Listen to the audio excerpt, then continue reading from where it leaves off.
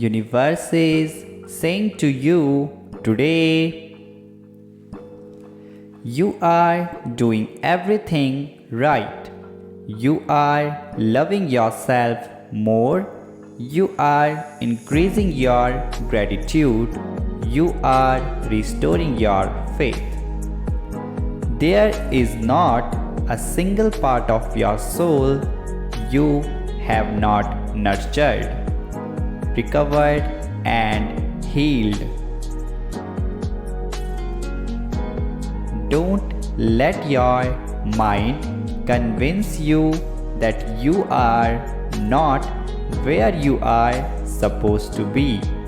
You are inside the blessing.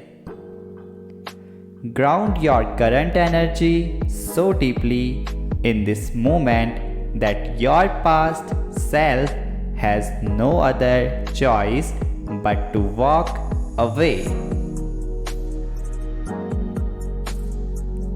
Having the ability to grow and be at peace in the same environment that tested you is why your magic is just different. You are invincible. Drown out the noise of negative energies and tune into the soft melody of your intuition.